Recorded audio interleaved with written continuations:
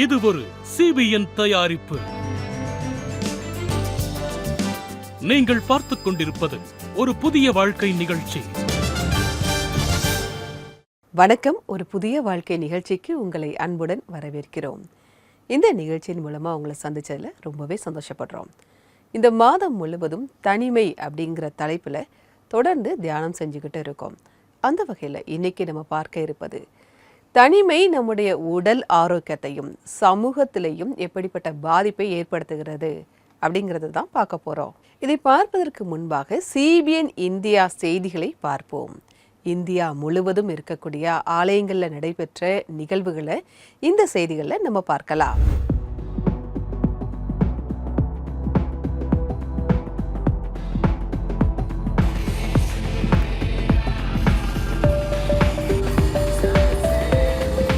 June 23ஆம் தேதியிலிருந்து June 26ஆம் தேதி 2025 வரைக்கும் இந்தியாவின் அனைத்து இடங்களிலும் இருந்து இளைஞர்கள் all India Methodist church youth convention நடைபெறுகிறது.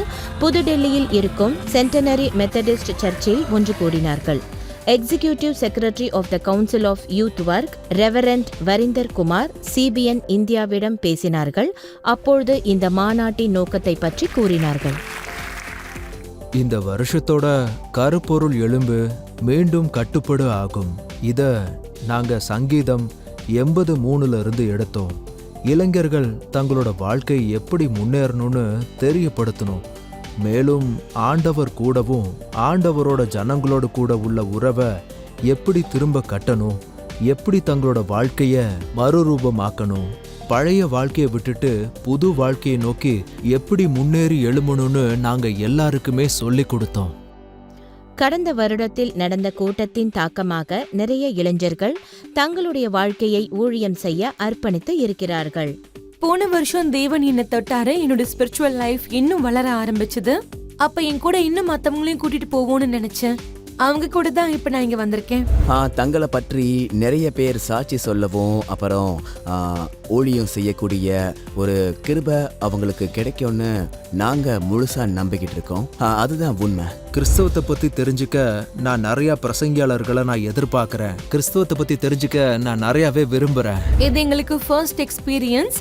கான்ஃபரன்ஸ் எப்படி நடக்குதுன்னு பாக்குறதுக்காக தான் நாங்க இங்க வந்திருக்கோம். எங்களுக்கு ரொம்ப சந்தோஷமா இருக்கு. CBN இந்தியா செய்திகளை நம்ம பார்த்தோம். இதன் மூலமாக நமக்கு தகவல்கள் மட்டும் கிடைக்கிறது கிடையாது, விழிப்புணர்வும் கிடைக்குது. உங்கள் சர்ச்சில் நடக்கக்கூடிய நிகழ்ச்சிகளையும் நம்முடைய நிகழ்ச்சியில் இந்த மாதிரி செய்திகளாக நாங்கள் வெளியிடணும் அப்படின்னா நீங்கள் எங்களை தொடர்பு கொள்ளலாம். எங்கள் அட்ரஸ் www.cbnindia.org/connectwithus. இப்போது வருவது ஒரு சிறிய இடைவேளைக்கு பிறகு பார்க்கலாம்.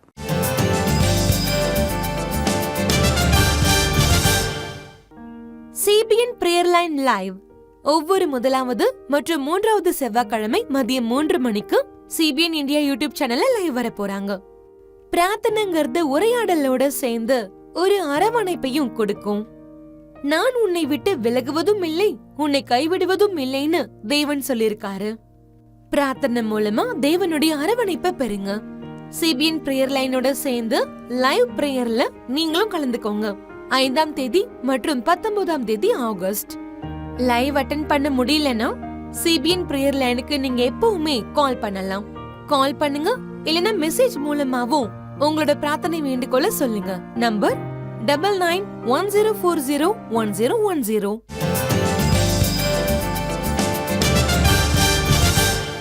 வெல்கம் பேக் டு ஒரு புதிய வாழ்க்கை. தனிமை எந்த அளவுக்கு பாதிப்பை ஏற்படுத்தும் அப்படிங்கிறது தான் பார்த்துட்டு இருக்கோம். தனிமை இந்த வார்த்தை சின்ன வார்த்தை தான், ஆனால் அதனால் வரக்கூடிய வேதனை ரொம்ப அதிகம். அது நம்முடைய உடல் நலத்தையும் பாதிக்கும், மனநலத்தையும் பாதிக்கும், ஆவிக்குரிய வாழ்க்கையுமே அது பாதிப்பை உண்டு பண்ண தான் செய்யுது. தனிமையினால் நிறைய நோய்கள் வரலாம் அப்படின்னு ஆராய்ச்சி புள்ளி விவரங்கள் எல்லாமே சொல்லுது. நமக்கு ஹார்ட் அட்டாக்கு, பக்கவாதம் போன்ற நோய்கள்லாம் கூட இந்த தனிமையினால் வரக்கூடிய நோய்களாக இருக்கலாம் அப்படின்னும் நமக்கு சொல்கிறாங்க.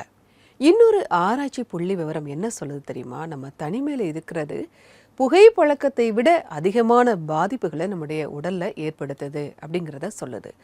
நீங்கள் தனிமையில் இருக்கும்போது அது சமுதாயத்திலையுமே ஒரு பாதிப்பை ஏற்படுத்துது. நீங்கள் தனிமையில் இருப்பீங்க, அடுத்தவங்க கூட பேச மாட்டேங்க. அப்போது நம்மளை சுற்றி இருக்கக்கூடிய சமுதாயத்திலையுமே அது ஒரு பாதிப்பை ஏற்படுத்துது. ஒருவேளை நீங்களும் இப்படிப்பட்ட ஒரு தனிமையில் இருக்கீங்க, யார்கிட்டையுமே எதையுமே ஷேர் பண்ணாமல் ஒரு தயக்கத்தில் இருக்கீங்க அப்படின்னா, இயேசு கிறிஸ்துவை பற்றி நீங்கள் தெரிந்து கொண்டு இதிலிருந்து நீங்கள் ஒரு விடுதலை பெறணும் அப்படின்னு நாங்கள் ஜெபிக்கிறோம். இப்போ நம்ம ஒரு சாட்சியை தான் பார்க்க போகிறோம். சரோஜ்குமார் அவங்கள தான் நம்ம சந்திக்க போகிறோம். உண்மையான அன்பும் ஒரு புதிய வாழ்க்கையை நமக்கு கிடைக்கும்போது தனிமைக்கு ஒரு முடிவு உண்டு அப்படிங்கிற ஒரு சாட்சி தான் இவங்களுடைய சாட்சியாக இருக்குது.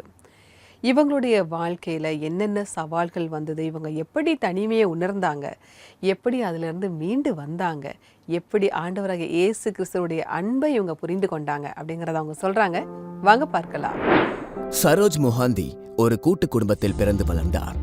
ஆனாலும் அவர் எப்பொழுதுமே தனிமையை உணர்ந்து கொண்டிருந்தார். உண்மையாகவே தன்னை நேசிக்கிற யாராவது இருக்கிறார்களா என்று யோசித்துக் கொண்டு இருந்தார். அப்பாவுமே ரொம்ப கோவப்படுறவங்களா இருந்தாங்க. தப்பு செஞ்சு மாட்டிக்கிட்டோன்னா பயங்கரமா அடிப்பாங்க. யாரும் என் மேல அன்பு காட்டல. என் குடும்பத்திலிருந்து எனக்கு அன்பு கிடைக்கல. என் குடும்பம் என்னை நேசிக்குதா இல்லையான்னு நான் அடிக்கடி யோசிப்பேன். எல்லாம் இருந்தாலும் அங்க நான் தனியா தான் இருந்தேன். தன்னுடைய இந்த தனிமை உணர்வை கடந்து சென்று கொண்டு இருந்தபோது சரோஜ் எடுத்த முடிவு அவருடைய வாழ்க்கையை முற்றிலுமாக மாற்றிவிட்டது. வீட்டை விட்டுட்டு ஊரை விட்டுட்டு போகணுங்கிற எந்த ஒரு பிளானும் கிடையாது. ஆனா அந்த எண்ணமும் இருந்துச்சு. ட்ரெயின்ல கிளம்பின உடனே நான் போய் உக்காந்துக்கிட்டேன். சும்மா அப்படியே போய் உக்காந்துக்கிட்டேன். சில நாட்கள் பயணத்திற்கு பிறகு சரோஜ் மும்பையை சென்றடைந்தார். பசியோடு வேலையை தேடி அவர் அங்கும் எங்கும் அலைந்து கொண்டிருந்தார். நான் ஒரு ஹோட்டல்ல வேலையில சேர்ந்தேன். எனக்கு எதுவுமே தெரியல. ஏதாவது இருக்குமான்னு ஒருத்தர்கிட்ட நான் கேட்டேன். உடனே அவங்க எனக்கு அந்த வேலையை தந்துட்டாங்க. அவங்க என்கிட்ட கஸ்டமர் சாப்பிட்டதுக்கு பிறகு டேபிளில் இருக்கிற பிளேட்டுகளை கொண்டு வந்து இங்கே வைக்கணும்னு சொன்னாங்க. அந்த வேலை மட்டும்தான். எனக்கு சாப்பாடு தந்தாங்க. எனக்குள்ள ரொம்ப ஆர்வம் இருந்து வேலையிலேருந்து லீவு கிடைச்ச உடனே கல்யாணம் முழுசும் நான் சுற்றி பார்ப்பேன். இப்படியே வீட்டை விட்டு வந்து ரொம்ப நாட்கள் ஓடி போச்சு. கல்யாணம் பற்றி இப்போ நல்லா தெரிஞ்சு பல வருடங்கள் சென்று விட்டதா. சரோஜ் ஒரு இடத்தில் இருந்து இன்னொரு இடத்திற்கு போய்கொண்டே இருந்தார். மேலும் வாழ்க்கையில் தொடர்ந்து முன்னேறி கொண்டிருந்தார். மறுபடியும் கிராமத்துல இருந்து அதே பிரச்சனை எனக்கு இருந்துச்சு. தனிமை உணர்வு. எல்லாம் இருந்தாலும் எதுவும் இல்லாத மாதிரி இந்த தனிமை உணர்வு இருக்கும். அன்னைக்கு நைட்டு என் வாழ்க்கையை முடிக்கலான்னு நான் யோசிச்சுக்கிட்டு இருந்தேன். ஏன்னா நான் வீட்டுக்கு திரும்பி போகவும் முடியாது. இப்போ வாழ்ந்துக்கிட்டு இருக்கிற வாழ்க்கைக்கு அர்த்தமும் கிடையாது. சரோஜினியுடைய பிரச்சனையை பார்த்த வீட்டின் அருகில் இருந்தவர் சர்ச்சுக்கு வரும்படி அவரை அழைத்தார். முதலில் சரோஜ் தயங்கினாலும் கூட அங்கு சென்றதுக்கு பிறகு அங்கு ஒரு தனிப்பட்ட அன்பும் மற்றும் அரவணைப்பும் உணர்ந்தார். அங்க போனதுக்கு பிறகு நம்ம மேலையும் அக்கறை வைக்கிறதுக்கு, என்னை பத்தி விசாரிக்கிறதுக்கு ஒருத்தர் இருக்காரு அப்படிங்கிறது எனக்கு புரிஞ்சுது. அன்னைக்கு எனக்கு ரொம்ப நிம்மதியா இருந்துச்சு. வீட்டுக்கு வந்ததுல இருந்து மறுபடியும் வேலைக்கு போற வரைக்கும் என்னோட மனசுல மகிழ்ச்சி இருந்துச்சு, சந்தோஷம் இருந்துச்சு. எனக்குள்ள ஒரு விருப்பம் இருந்துச்சு. இயேசு பத்தி தெரிஞ்சுக்கிறது எனக்கு ரொம்பவே சந்தோஷமா இருந்துச்சு. சரோஜ் பைபிள் வாசிக்க தொடங்கிய போது தேவன் அவர் மேல் ஒருபோதும் அழியாத அன்பை வைத்திருக்கிறார் என்ற நம்பிக்கையை வசனங்கள் அவருக்கு தந்தது.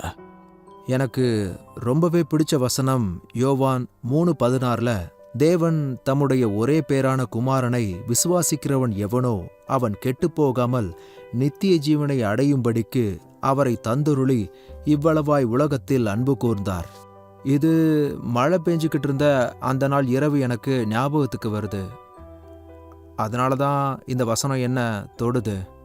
இயேசு கிறிஸ்துவை பற்றி தெரிந்து கொண்ட பிறகு சரோஜ் தன்னுடைய வேலையை விட்டுவிட்டு 9 மாதங்கள் உள்ள பைபிள் கோர்ஸ் ஒன்றை அவர் படித்தார். படிப்பை முடித்த பிறகு அவர் மேரேஜுக்கு சென்று அங்கு ஒரு சிறிய தொழிலை தொடங்கினார். அங்கேயே அவருக்கு திருமணமும் நடந்தது. தொழில் மற்றும் வாழ்க்கை வளர்ந்தது. ஆனாலும் கூட அவரை சுற்றி அவரை நேசிக்கிறவர்களும் அவருக்கு ஆதரவாக இருப்பவர்களும் இருந்தார்கள். வாழ்க்கையில பிரச்சனைகள் வர ஆரம்பிச்சிச்சு. சண்டை, அடிதடி, தன்னையே வெறுக்கிறது மறுபடியும் தொடங்கிடுச்சு. வேலையிலையும் கூட, நான் வேலை பார்த்த இடத்துலையும் கூட பிரச்சனை வந்துருச்சு. மறுபடியும் என்ன நானே வெறுக்க ஆரம்பிச்சிட்டேன். ஏன்னா ஏற்கனவே இருந்த வாழ்க்கை மாதிரியே இயேசு ஏற்றுக்கிட்டதுக்கு பிறகும் வந்துருச்சு. ஆனால் எனக்கு எல்லா சிரமங்கள்லையும் ஆண்டவர் எனக்கு உதவி செஞ்சாரு. மேலும் என் கூட மற்றவங்களும் நின்னாங்க. அதுலேயும் குறிப்பாக மும்பையிலேருந்து என்னை மிராஜுக்கு கூட்டிட்டு வந்த அந்த சகோதரர் எல்லா விஷயத்துலையும் எனக்கு தோள் கொடுத்து என் கூடவே நின்னாரு. இன்றைக்கு சரோஜ் உண்மையான சமாதானத்தையும் அங்கீகாரத்தையும் ருசிக்கின்ற போது இயேசுவினுடைய அன்பிற்காகவும் அவருடைய ஆசீர்வாதத்திற்காகவும் அவர் இயேசுவுக்கு இதயபூர்வமாக நன்றி சொல்கிறார். இன்னைக்கு என் வாழ்க்கையை நான் திரும்பி பார்க்குறப்ப ஒரு வேலைக்காரனா இல்லாமல் ஒரு முதலாளியாக வாழ்க்கையை வாழ்ந்துக்கிட்டு இருக்கேன். இதை நான் நினச்சி பார்த்தது கூட கிடையாது. என்கிட்ட இப்போ எல்லாமே இருக்குது. என்கிட்ட நிறைய வேலைக்காரங்க இருக்காங்க. நான் ஒரு சாதாரண மனுஷன் மாதிரி இல்லை. இப்போ எனக்கு மனைவியும் பிள்ளைகளும் இருக்காங்க. என்னோட தொழிலும் நல்லாவே போகுது. ஆண்டவரோடு கூடவே ரொம்பவே நான் சந்தோஷமாக இருக்கேன். நன்றி சரோஜ்குமார் சார், உங்களுடைய சாட்சிக்காக மிக்க நன்றி.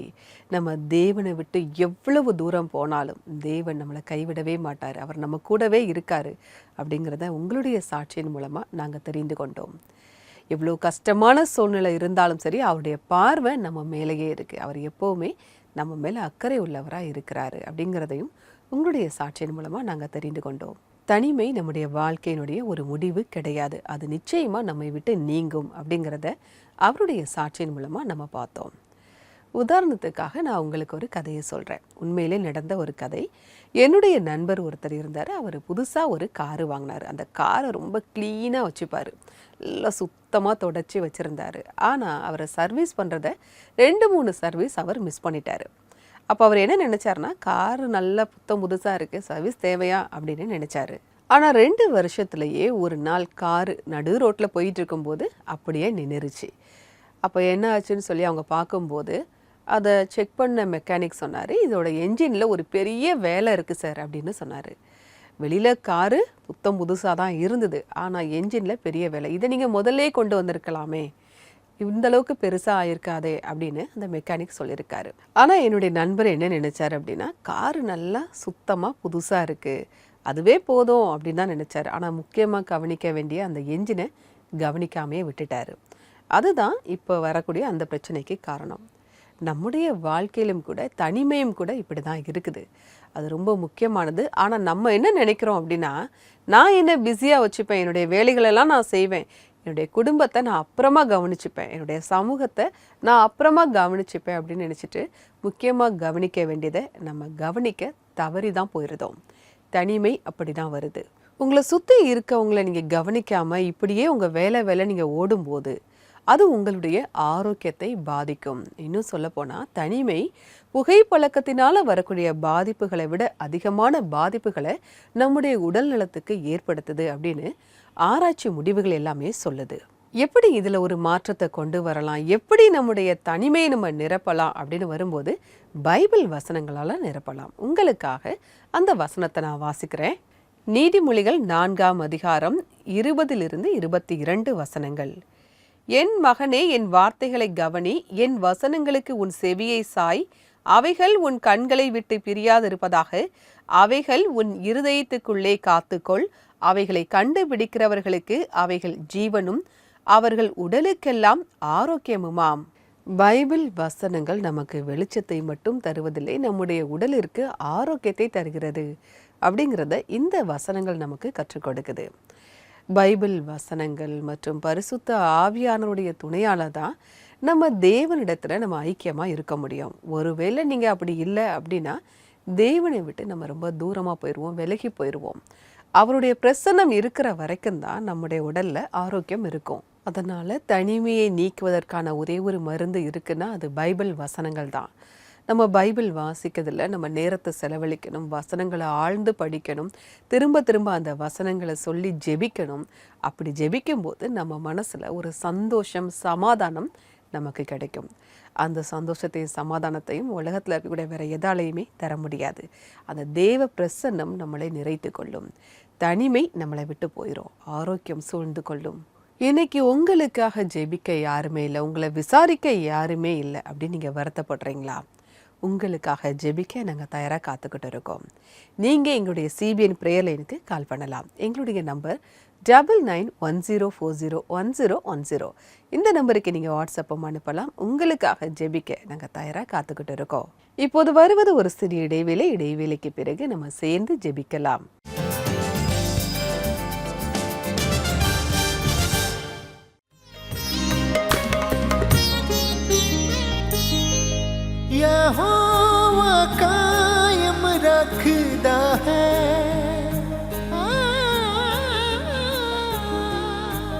यहोवा कायम रखदा है नेक मर्द दे कदमां नूं यहोवा करदा है पसंद नेक मर्द दे राहां नूं।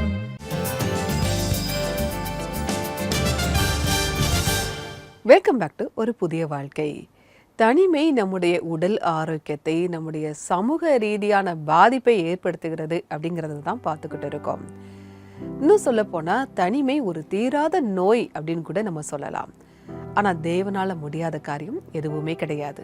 தேவ பிரசன்னம் நமக்குள்ள வரும்போது தனிமைக்கான ஒரு தீர்வும் நிம்மதியும் சமாதானத்தையும் கொண்டு வருது. இந்த சமாதானம் வேற எதாலையுமே தர முடியாது.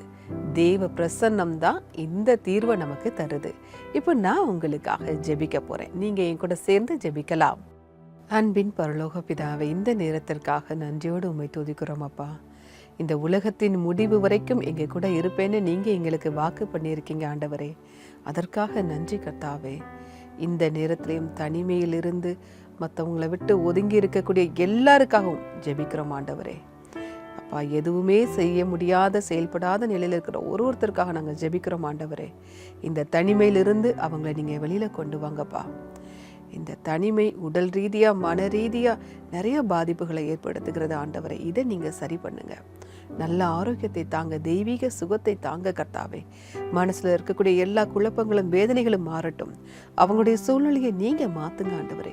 உங்கள் நாமத்துக்கு மகிமை கொண்டு வரக்கூடிய வாழ்க்கை வாழ அவங்களுக்கு உதவி செய்யுங்க. யாரு கைவிட்டாலும் கைவிடாத தேவன் நீங்க எங்க கூட இருக்கீங்க அப்படிங்கிறத புரிஞ்சுக்கட்டும் ஆண்டவரே.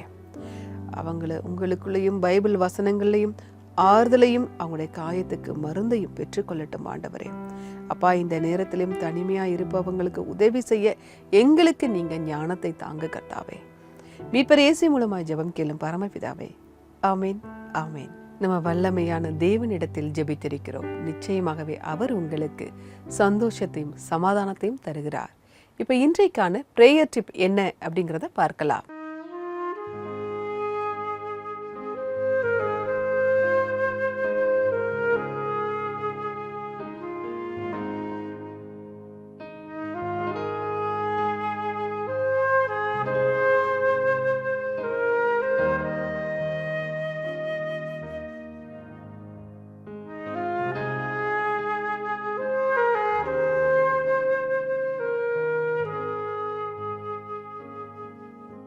இன்னைக்கான பிரேயர் டிப்பை ஒரு வசனத்தின் மூலமா உங்களுக்கு நாங்க சொல்ல போறோம்.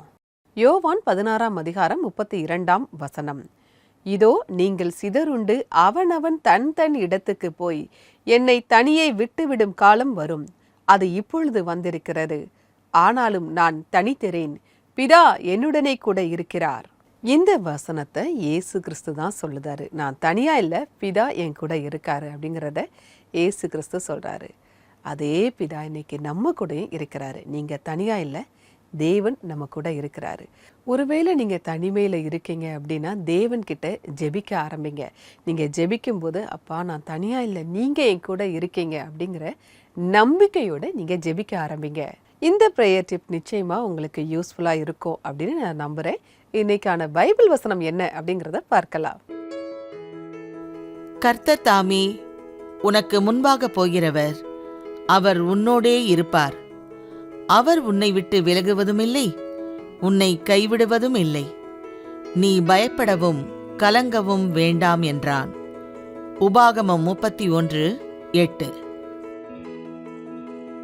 இந்த வசனம் தேவனுடைய பிரசன்னத்தை பத்தி நமக்கு சொல்லுது. இந்த உலகத்துல நமக்கு குழப்பங்கள், வேதனைகள், வருத்தங்கள் வரும். ஆனால் நம்முடைய தேவன் நம்மை கைவிடுவதே கிடையாது. அதனால நம்ம எதை குறித்தும் கவலைப்பட வேண்டாம். நம்முடைய தேவன் நம்ம கூடவே இருக்காரு. நான் உன்னை விட்டு விலகுவதும் இல்லை, உன்னை கைவிடுவதும் இல்லைன்னு சொல்லியிருக்காரு. அவர் மேல நம்ம நம்பிக்கை வச்சு இருப்போம். இப்போது ஒரு ஆராதனை பாடலை பார்க்கலாம்.